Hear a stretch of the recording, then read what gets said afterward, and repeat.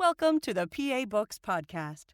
PA Books is a production of PCN, the Pennsylvania Cable Network. This program features interviews with authors of books on Pennsylvania people, history, sports, business, nature, and politics. We hope you enjoy this podcast.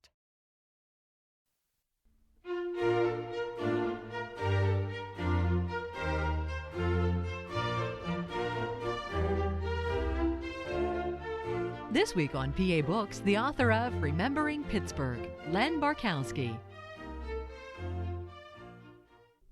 Len Barcousky, author of Remembering Pittsburgh, an eyewitness history of the Steel City. If someone buys this book, what do they get? What they get are stories based on the Post-Gazette's archives. The Post-Gazette has been around since 1786, starting as the Pittsburgh Gazette. We're the oldest newspaper west of the Alleghenies, and for us, topics like the Whiskey Rebellion and George Washington's first inaugural, those were breaking news stories for us.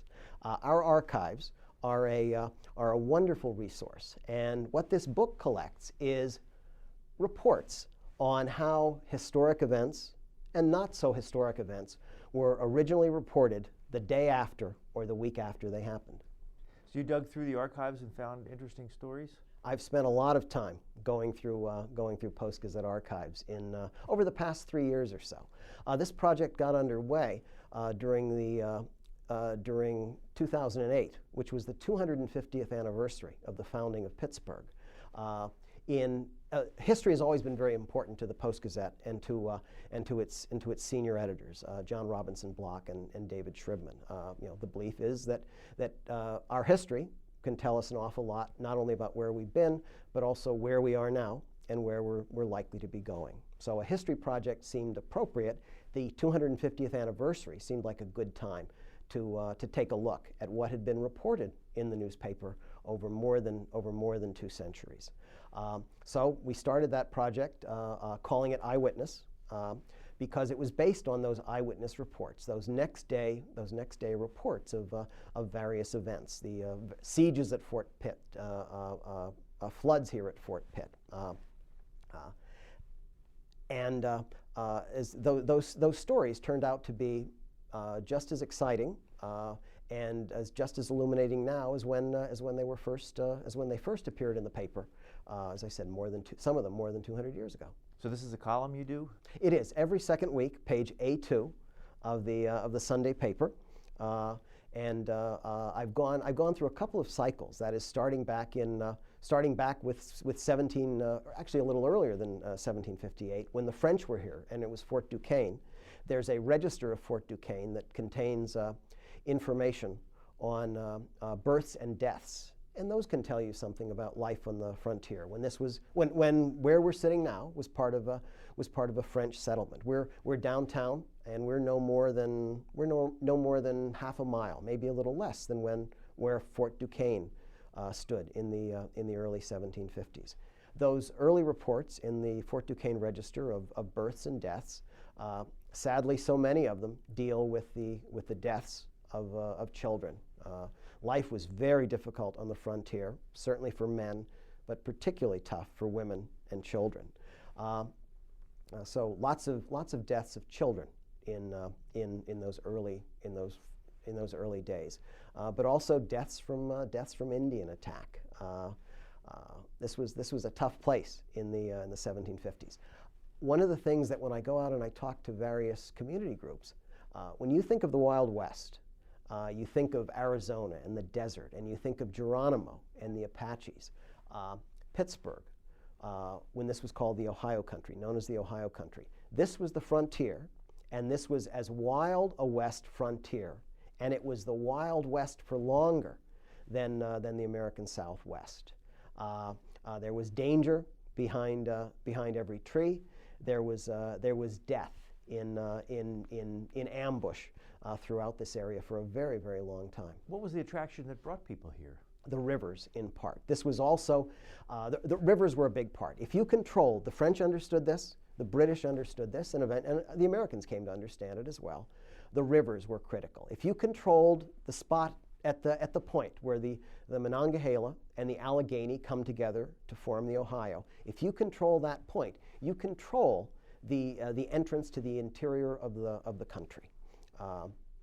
That's why for the better part of 50 years there were battles to control this area.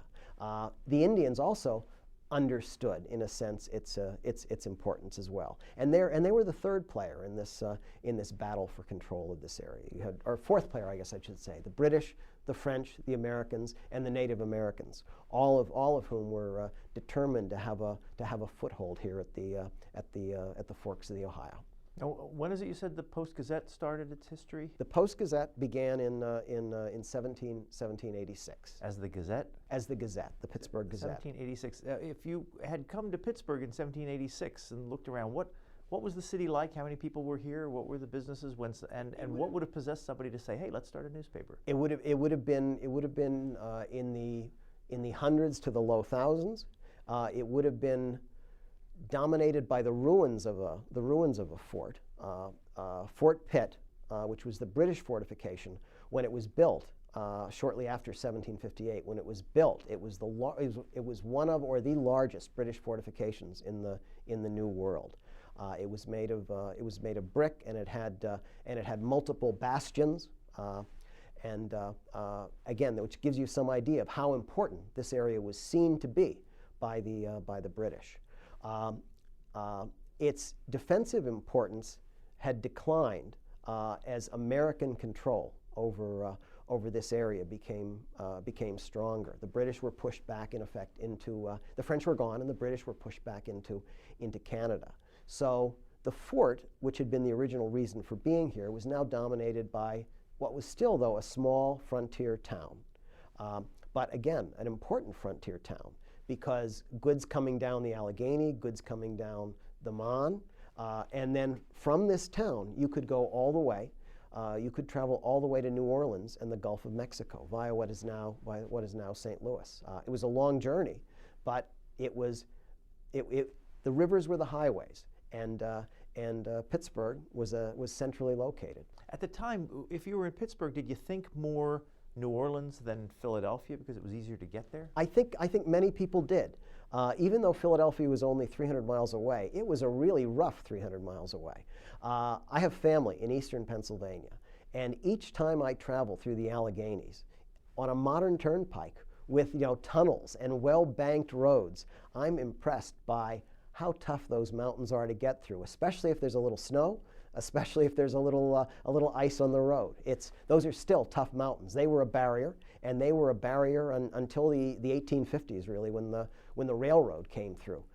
So it was much easier to go by water to New Orleans than to get through, and it was certainly much easier to move goods, almost all goods, other than possibly whiskey, by water to New Orleans and into the interior of the country than it was to move things to Philadelphia. Did traffic go both ways? Did things come up the Mississippi to bring supplies? It would have been a little harder. So they would have had to have been critically needed things because it would be you'd be poling all the way. This was an area of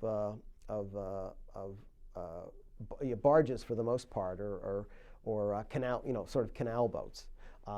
Although one of the early steamboats was made here in 1811. A man named Nicholas Roosevelt, a very distant cousin of Theodore Roosevelt and then of Franklin Roosevelt, built a steamboat here called the New Orleans in 1811, or he launched it in 1811 from here. But it was built here, and I think that says something about the sophistication of Pittsburgh industry at that fairly early date. How does that date compare to Robert Fulton's? Just a few years afterwards.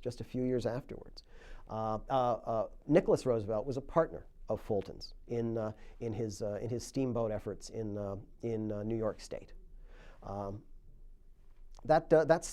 Building that steamboat here, the gears and the boilers and the engine parts, all that were required for that steamboat, might have been the 19th century equivalent of putting together a supersonic airliner. And they were able to do that here. You had the machinists, you had the skilled workmen here in Pittsburgh to be able to do that project, to be able to build that boat that Nicholas Roosevelt and his crew included his young wife. They were able to travel. They were able to travel downriver all the way to New Orleans. 12 days, I believe. Oh, it was a much longer trip than that. The trip to New Orleans, I think, was much longer than that. Was it 12 weeks? Might have been 12 weeks. Might have been 12 weeks. Did it ever come back? No. It was pressed into what was called packet service between communities along the Mississippi. I want to get back to Pittsburgh in 1786. That was after the Declaration of Independence, before George Washington became president, before the Constitution. So Correct. Articles of Confederation. Was there much connection between Pittsburgh and the central government at the time? Almost none. As I said, this was the frontier. This was the Wild West. There was, in 1786, there were still disputes. I think this is accurate. There had been disputes for a very long time over whether Pittsburgh was part of Virginia or was Pittsburgh part of Pennsylvania. The Penns obviously said, we want to draw that line straight across the bottom of Pennsylvania, and what's now the Mason-Dixon line. And that's going to be our boundary between Pennsylvania and Virginia. George Washington came here very early on in 1753, and one of the reasons George Washington came here was because he was a Virginian, and Virginia had great hopes of snagging this important point at the forks of the Ohio for Virginia. And I've completely managed to avoid your question, which was the links between the federal government. Well, that's okay. It's interesting. Go ahead. The federal government would have been, the federal government and the state government both would have been seen as pretty unimportant here in Pittsburgh. Where the federal government became important was with Alexander Hamilton's recommendation of, and then the imposition of, a tax on whiskey. This was great country. This was great country for growing grain, and that grain could best be transported not as grain, because as you can imagine, getting bushels of wheat or barley or rye across the Alleghenies would make no sense. Your shipping costs would eat up whatever profit you might make. So the best way to ship that material was in the form of whiskey.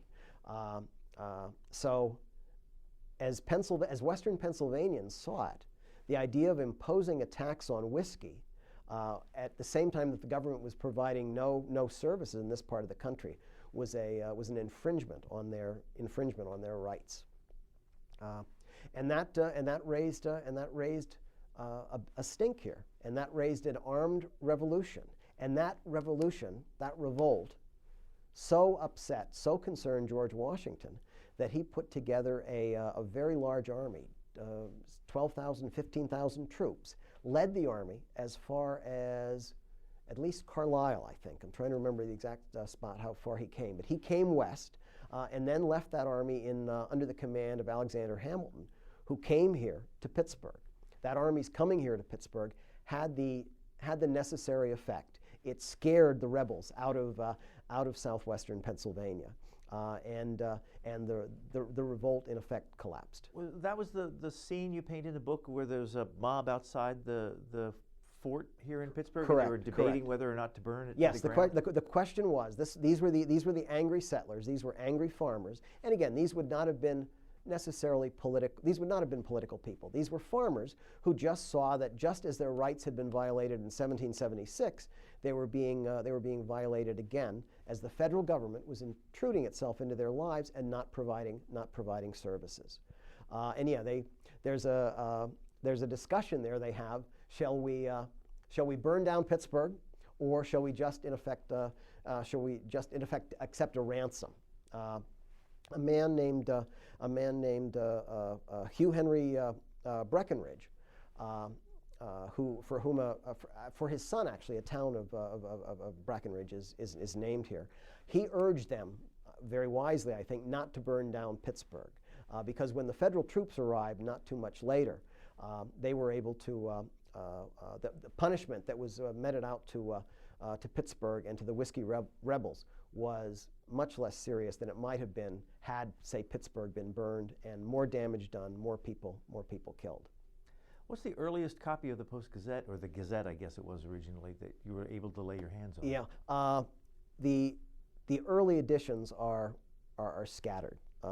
There are copies from 1786. There is not a copy of the very first edition. So if someone could find that, we'd very much appreciate having it here in Pittsburgh.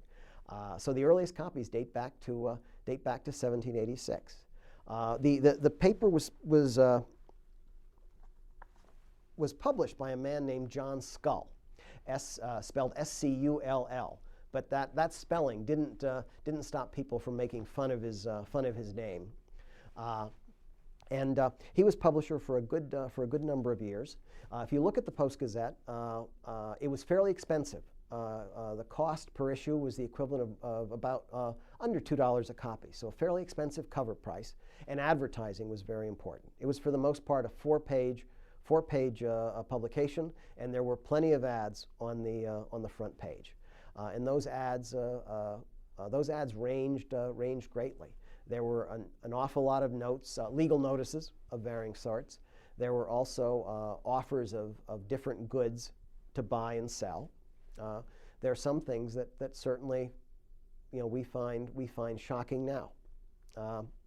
One of the early little classified ads that I found refers to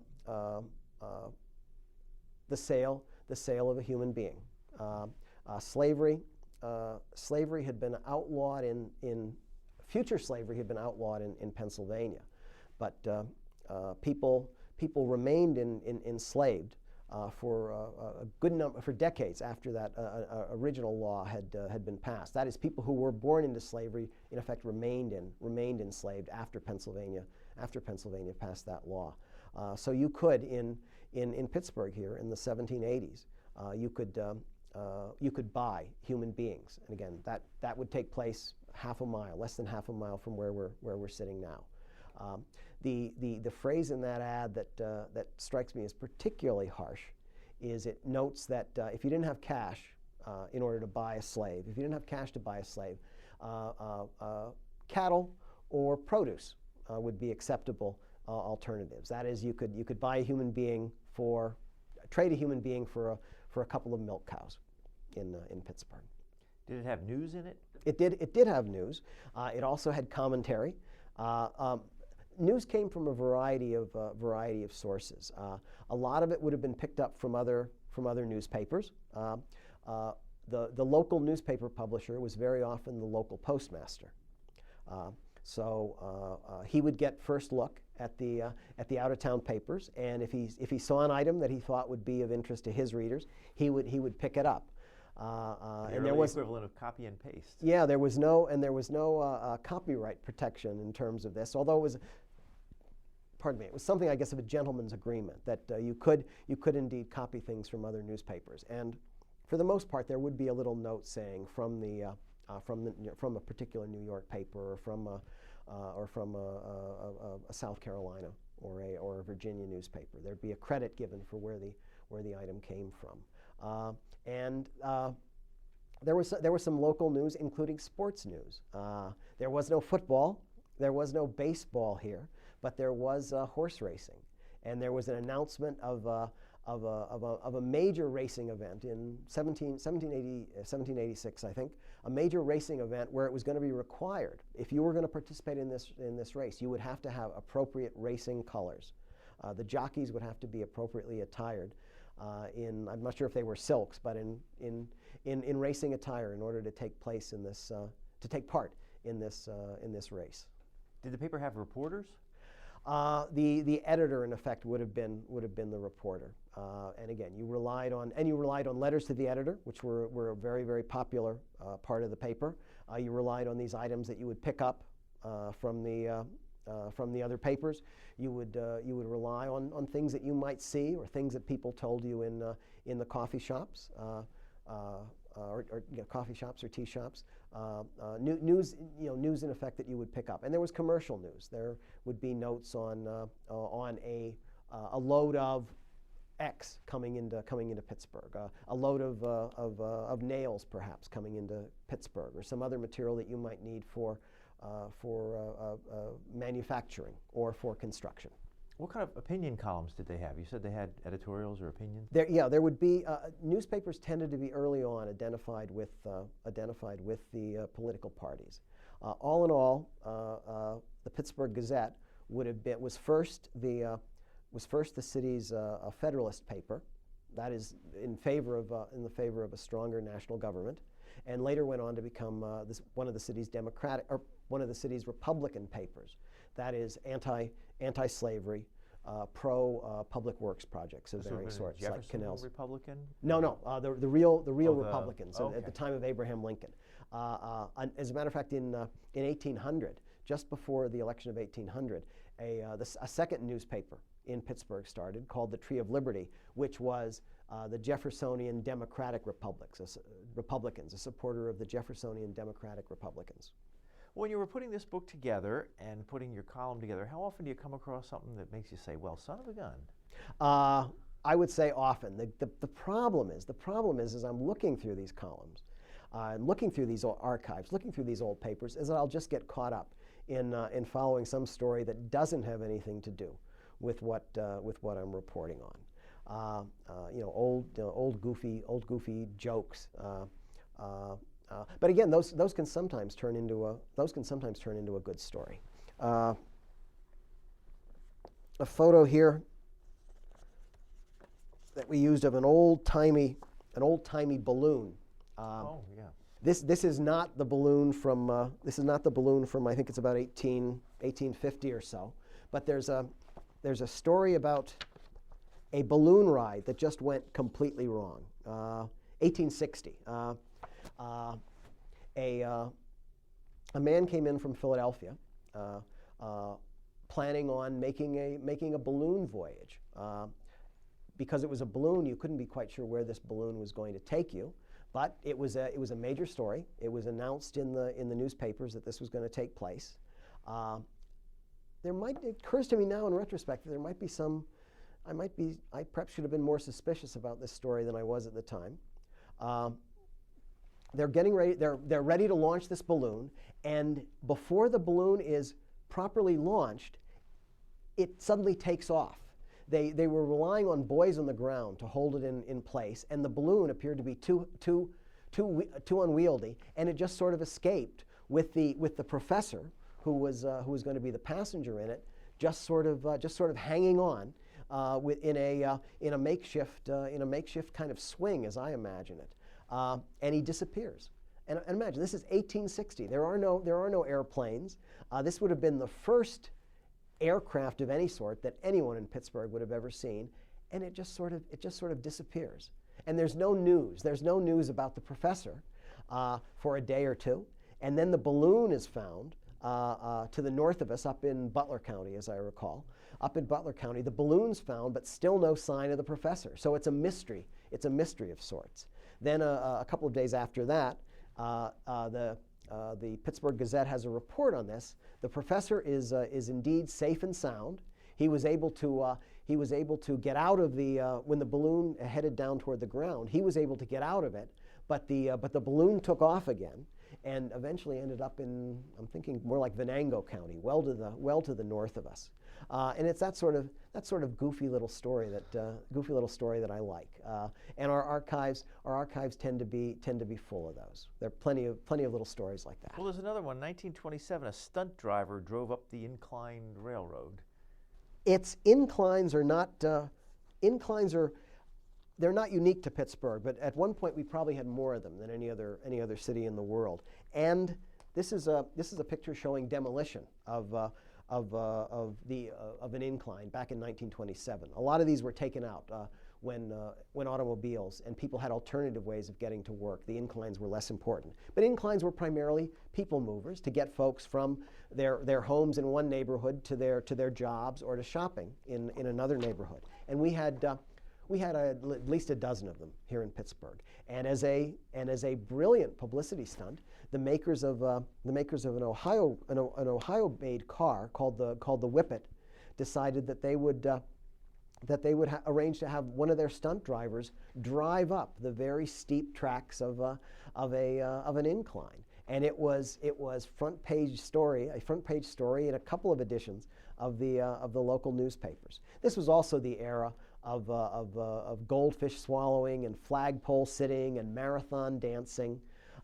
So the driving a whippet up the up an incline was a very good publicity stunt. Did it make it to the top? And it did indeed, and it did say something about the low gear power of this car, the Whippet, and also its ability of also the reliability of its brakes, because it did have to come back down again, which I think maybe would have been actually even a harder thing to do, to use the brake to hold it in place as you're coming down.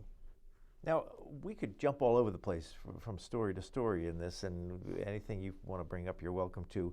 I want to go to this one where you have accounts of a hanging, and the person who, by the name of Fife, had a statement read from the gallows, which according to the Gazette, he said, oh, how often I wish I could restore George Wilson and his sister back to life. Maddened by thirst for gold and stimulated by drink, I gave them the fatal blow that robbed them of life and sent their souls without warning to the bar of God.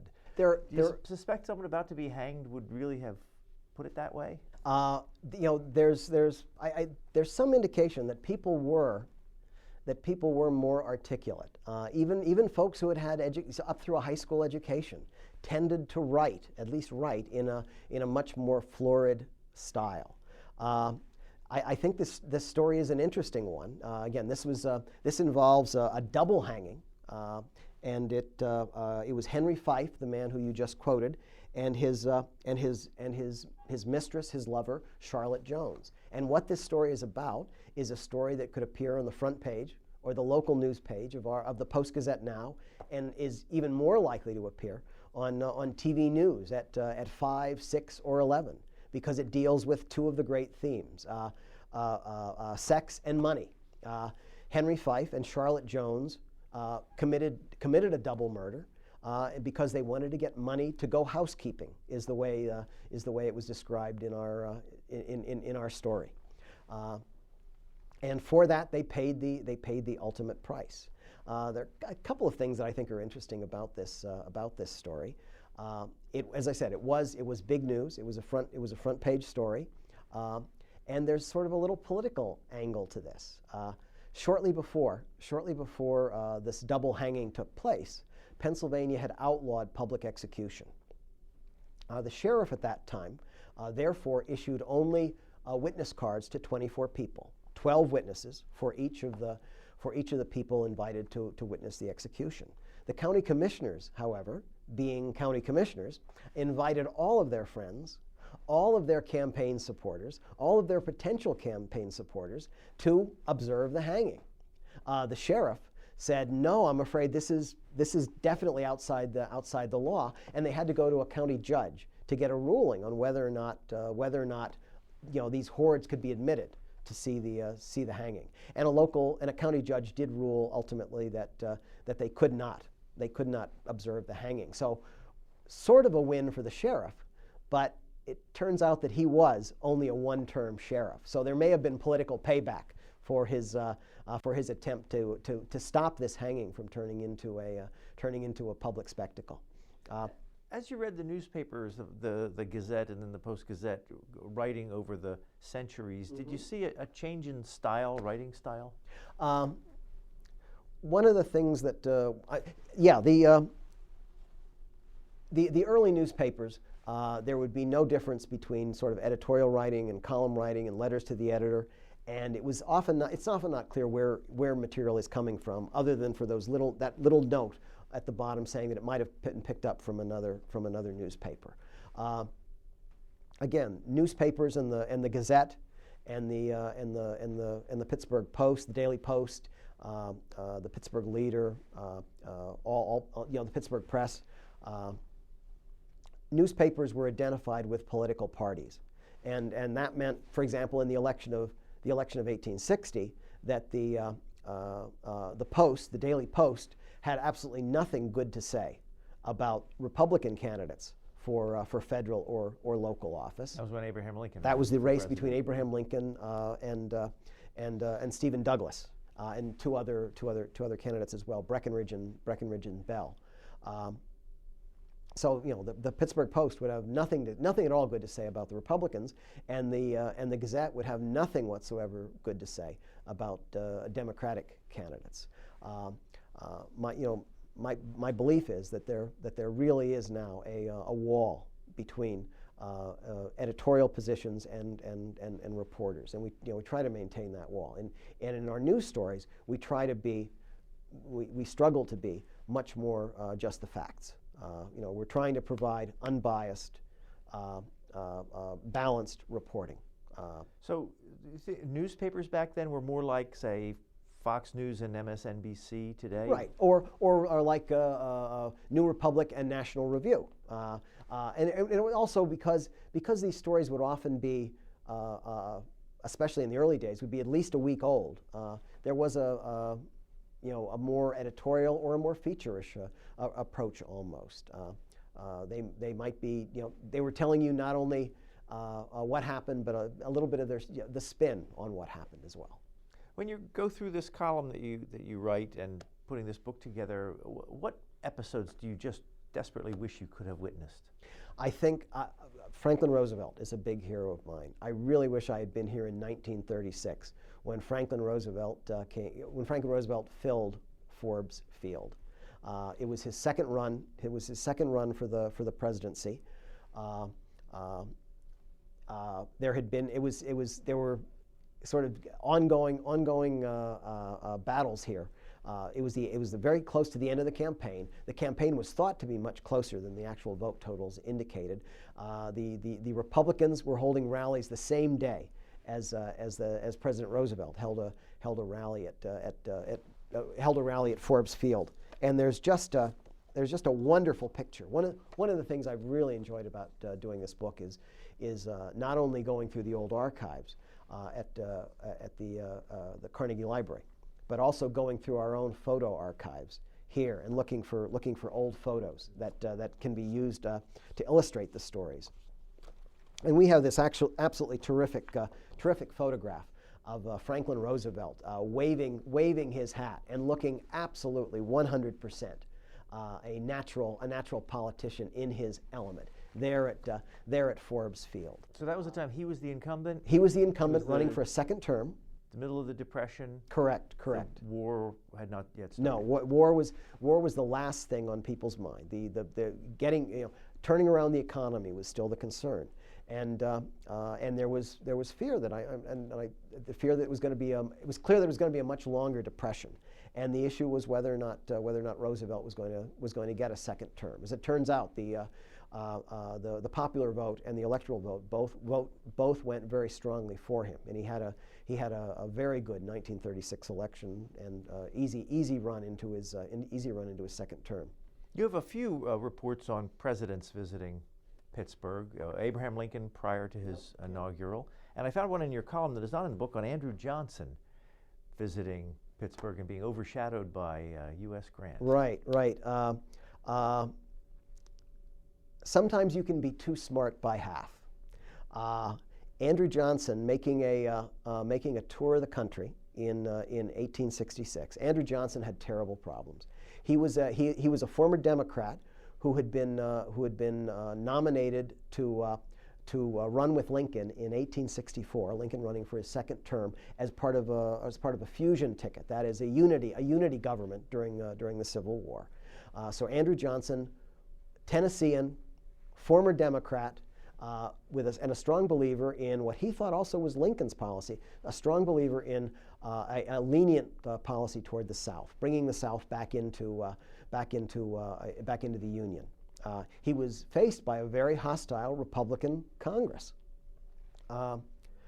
Johnson decided, while he's making this tour, what would be a really good idea? Let's get some of the most popular men in the country to come along with me.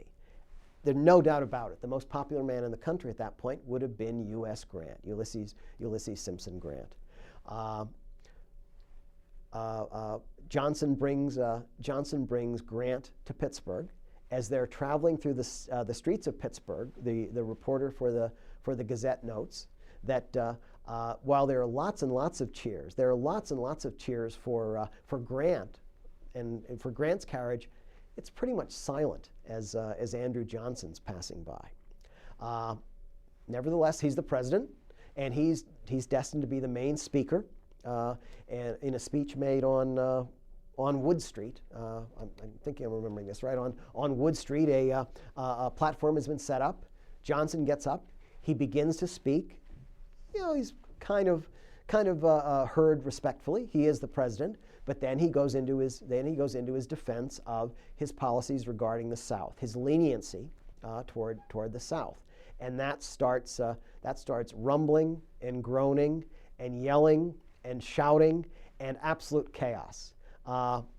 He cannot make himself heard. This, of course, is the days before electronic microphones. So, you know, if you've got a mob against you, and this crowd is very close to being a mob. If you've got a mob against you, there's no way you're going to be able to get your message across. He tries for 15 minutes. He starts again. The crowd quiets a bit. So he starts again. As soon as he starts talking, chaos again. And now a new chant starts up. Grant, Grant, Grant, Grant, Grant, who's on the platform with him. Again, remember, he had brought Grant along to try to benefit from some of his popularity. He, you know, and this is all the people want to hear. Grant, Grant, Grant. Grant, however, is a serving officer.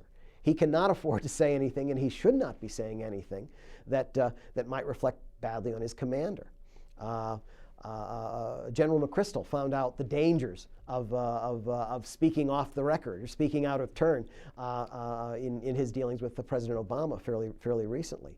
So Grant, maybe showing the makings of a politician, Grant gets up, bows to the crowd, does not say anything, and sits down.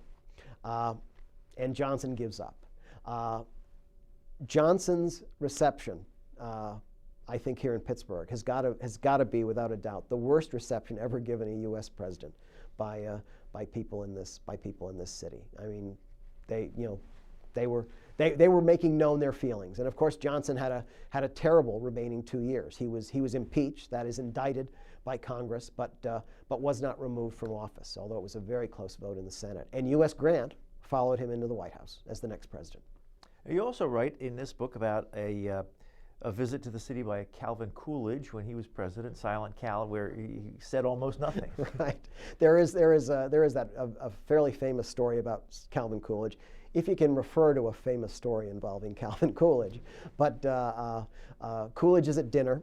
He's sitting next to a society matron who says, "Oh, Mr. President, I bet my husband $5 that I could get you to say 3 words." And Coolidge is supposed to have looked at the woman and said, "You lose."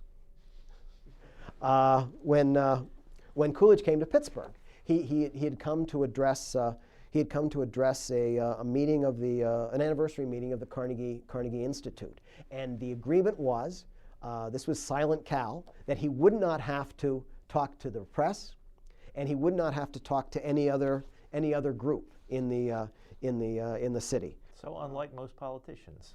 Very unlike most politicians. There's a reference here about how the job of several policemen was just simply to keep the press away from Calvin Coolidge. He stayed with the Mellons. Andrew W. Mellon was his Secretary of the Treasury, and he stayed at Andrew's brother Robert's estate when he made this one-day visit. He also went out to address students at what is now Carnegie Mellon University. He also went out to meet with students from Carnegie Mellon University. But again, the deal had been that Calvin Coolidge would only make one speech. So when he went out to talk to the students, the president of the university asked him, wouldn't he say just a few words to the assembled students? Well, being Calvin Coolidge, he did. Coolidge's response was, "I shall not break Colonel Church's promise to you." 9 words. That was it. He said his piece and withdrew from the stage. And I really do like that story. In an age when it seems like you can't shut politicians up, some of them at least might learn a lesson from Silent Cal Coolidge. Now, here's another one, just picked at random, Coxey's Army. And you say that this gentleman, Jacob Coxey, wanted to go to Washington. His goal was to seek congressional support for his plan to issue $500 million in interest-free bonds. Proceeds would be used to pay unemployed men to build roads at a time when the country was in a deep economic depression. Sounds familiar?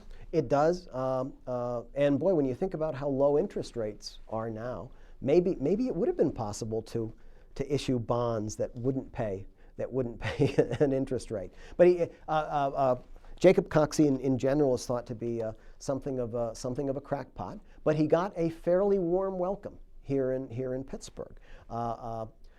Small business people who were worried about the future of the economy, small business people, and certainly lots of laboring folks thought that this march on Washington was a good idea.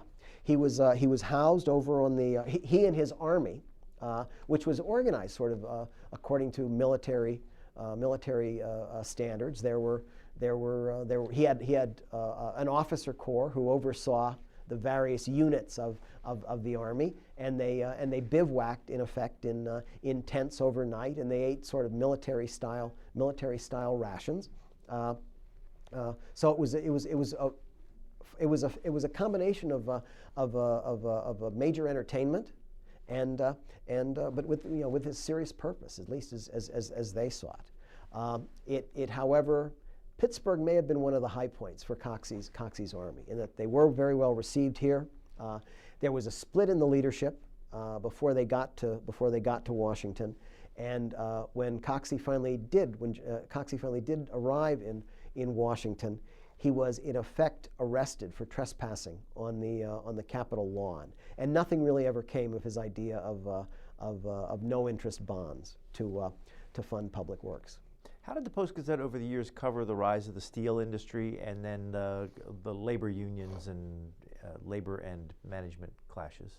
Again, we would have been we were, for much of our history, a conservative newspaper. But I think an attempt to be fair. Both the Post-Gazette and some of our competing papers as well.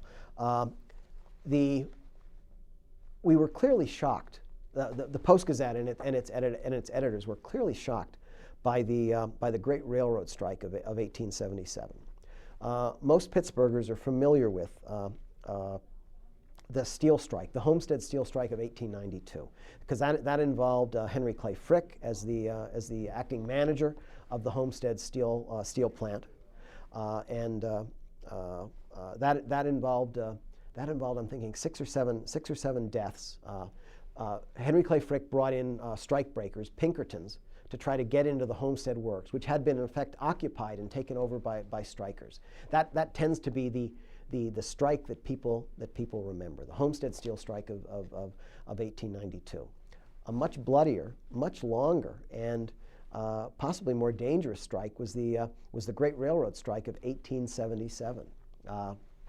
That involved, and that story also has sort of a Philadelphia-Pittsburgh angle to it, because the governor wasn't sure that local militia troops, in effect the 19th century equivalent of the National Guard, because the governor wasn't sure that local militia would have been willing to take strong action against their fellow Allegheny County residents. The governor called for militia troops from Philadelphia. The troops arrived in 1877. This was summertime of 1877, and found themselves facing a huge mob. These were folks who were upset about the railroad's efforts to cut back. This sounds familiar. To cut back wages and to increase workload. That is, put together longer trains manned with fewer engineers and conductors and brakemen. So the militia arrives. It's again not quite, as with Lexington and Concord and a number of other events. It's not entirely clear who was most at fault, but the militia from Philadelphia do indeed fire into the crowd. This infuriates this gigantic crowd. The militiamen withdraw into a roundhouse in what's now it's what's now our Strip district, and they're under siege. They're under siege all night. At one point, the people who are besieging them, the strikers, are trying to load up railroad cars with burning materials, bales of hay, lighting them and trying to smash them into the roundhouse. And this is shocking, and that comes across, I think, in the newspaper. It's clear to the newspaper, I think, that this was badly handled, no matter what the political feelings might be about the rightness or wrongness of the strikers' position. But and this could have ended much worse. These troops from Philadelphia eventually have to withdraw to Lawrenceville, which at that point was still outside the city. They withdraw to Lawrenceville. They remove their uniforms in a lot of cases, try to get aboard outgoing trains and head back to Philadelphia as quickly as they can. And the loss of life was much greater in the Great Railroad Strike of 1877 than in the Homestead Steel Strike of 1892. You say that even 131 years ago, before the birth of professional football and hockey leagues, there was bad blood between the state's two largest cities. Do you get a sense of that reading the paper, that there was kind of a rivalry or negative feelings? Well, again, part of it could go back to those earliest days where the state government, when the state government was in Philadelphia, and the belief was that in Philadelphia they didn't have any sense of what the problems were here on the frontier. Part of it ties back into the Quaker heritage of the Penns. The Penns were pacifists. They believed in, as much as possible, having good relations with the Native Americans. Here on the frontier, it was much more brutal. It was much more brutal, and Pennsylvania people living on the frontier in western Pennsylvania found themselves as they saw it, continually under threat from Native Americans, and they were getting no support. They were getting no armed aid from Philadelphia. So it really could go back to those absolute earliest days where those Easterners didn't understand what life was like here in the West. Do you sense in reading the paper that the paper had sympathies for one side or the other in the labor management disputes? And how does Henry Clay Frick come across? As a good guy or a bad guy? Henry Clay Frick starts out as a very bad guy. No doubt about it. But again, there was concern that this was what the strikers had done is they had occupied somebody else's property, and the 19th century was a century that believed strongly in property rights. So there was, the newspaper would have been concerned. The newspaper was concerned that a business had been occupied. Control of it had been taken away from its owners, at least temporarily. But that said, the coverage was not good for Henry Clay Frick bringing in the Pinkertons. However, he gained an awful lot of respect from people when he was the subject of an assassination attempt a few weeks after the Homestead strike. An anarchist named Alexander Berkman came to his office, telling the receptionist that he had information on employees that would be willing to work he was a labor broker. He'd be able to find employees be willing to work for Carnegie Steel. When he came into Frick's office, he both stabbed and shot him. Frick called for help. In my memory is it's a carpenter working just outside the office came in, and it took Frick and several other people to subdue Alexander Berkman. Here's the situation. Frick has now been wounded several times, both with a small pistol and stabbed. He insists first upon seeing the face of his assailant, Alexander Berkman. He then says that he's going to finish his day's work, so call a doctor here to take care of his wounds. A doctor comes to Frick's office, patches him up as best he can. Frick finishes his afternoon's work and then goes home. This story did help Frick rehabilitate his image. He was at home then for a few weeks recovering in Clayton, a home that you can still visit here in Pittsburgh. And this was definitely public relations, an early example of public relations. When he returned to work, when Henry Clay Frick returned to work, he came to work that day at least on the streetcar, indicating that one, he wasn't afraid to travel among the public, and two, trying to prove that he was just sort of a regular guy. So yeah, first day back at work after an almost fatal attack, and he comes to work on a streetcar. How was the Civil War felt in the Pittsburgh area, and how was it reported in the paper? We were a major source of both troops and of material. There was a major cannon foundry here, and the armory at Lawrenceville, which had been making munitions since the War of 1812, was an important maker of supplies for the Union Army. It was also that Lawrenceville armory was also the site of a hideous accident that killed 60, I think, somewhere close to 60 civilian workers at the armory, and that was just a terrible accident.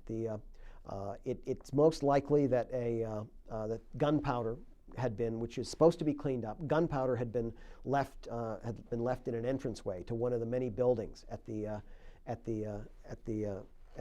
armory, and I keep calling it an armory. It's the arsenal at Lawrenceville, the Lawrenceville Arsenal, where the munitions were made. Gunpowder had been left lying around. It should have been swept up. It should have been cleaned up. It was not. The belief is that iron horseshoes or iron wheels on delivery wagons ignited the gunpowder. That ignited barrels of gunpowder and cases of munitions, and a tremendous explosion that from Lawrenceville could be heard downtown. The next day's reports. By that time the Gazette was a daily. The next day's reports are horrific. The sort of injuries that you could imagine with that much gunpowder and that much steel and shrapnel. The workforce there at the arsenal was primarily women. The belief was that women and children had greater dexterity and were more careful in assembling, and you did this by hand, in assembling shells of varying sorts, artillery shells of varying sorts.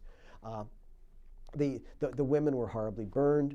They were mutilated, and it was apparently just a terrible scene. And the next day's reports. What struck me about those next day's reports during the Civil War was that those stories could have appeared in sort of a next day paper. They were graphic. They were based on firsthand. Observation. It was I thought a good job of reporting. It both reported what went on that day, and also tried to look ahead a little bit in terms of what is the what's going to what was the cause of this. Trying to look into possible causes on this.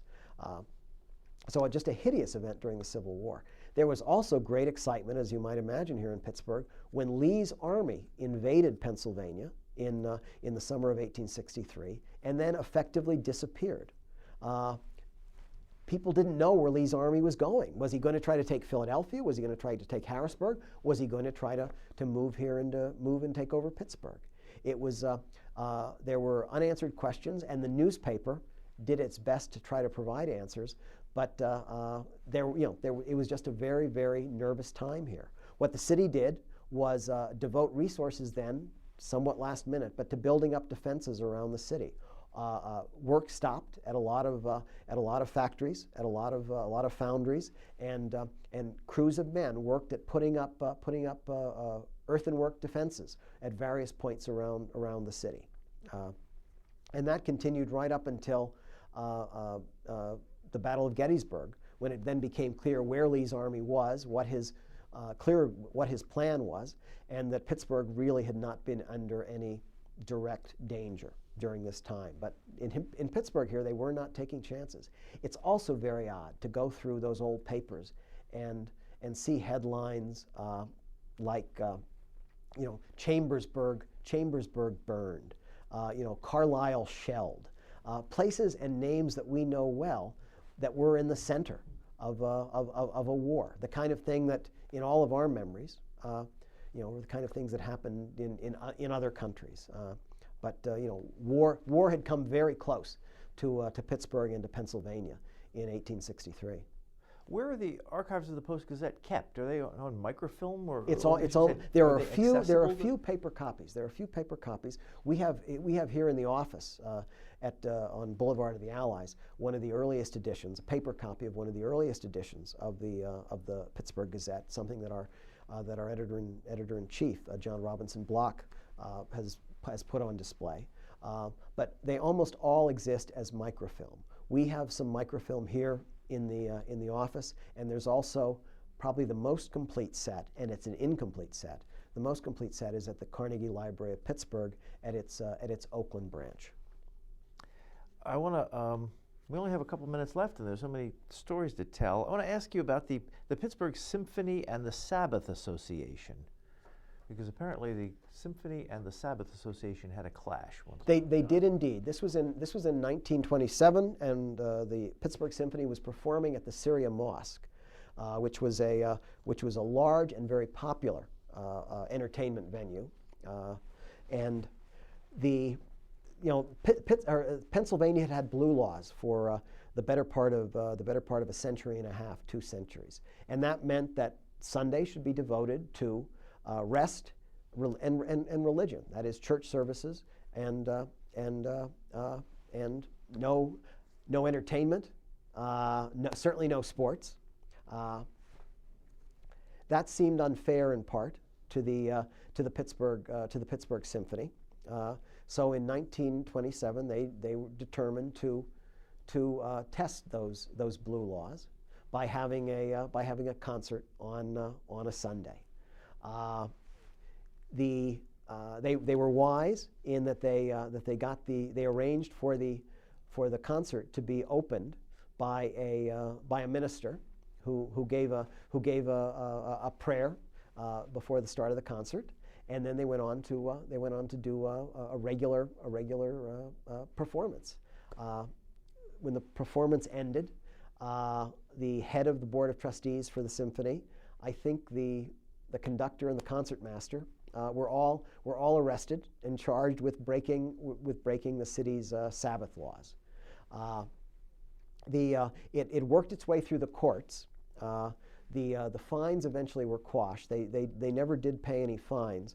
But the issue of what you could do, what sort of entertainment you could do on a Sunday, was not resolved for multiple years. And it was finally resolved not by the musicians, but by sports fans. Because what people certainly wanted to be able to go to the symphony on a Sunday, but what they really wanted to do was to be able to watch, in those days, more baseball, but both baseball and football.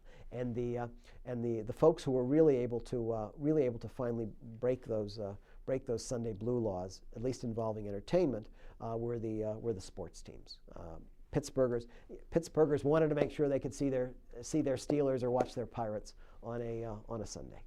And before we run out of time, how long have you been a newspaperman? Oh God, I wrote a column this year about my 40 years of doing this. I started working for in the Panther Valley Bureau, the Allentown Morning Call, at the other end of the state, and in terms of making a living, it's the only thing I've done ever since. It's continued to be it continues to be a challenge every day.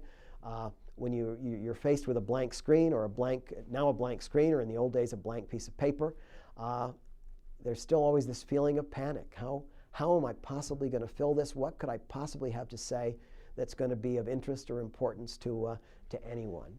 But you soldier on, and there are a few satisfactions as great as crafting that story, and that story, whether it's 300 words or 1,300 words. And this column, Eyewitness, you said appears every other Sunday in the Post-Gazette, and by definition, everybody should buy a paper copy of the Post-Gazette every Sunday. But if they live in an area where they cannot get it, is Eyewitness online? It is also online.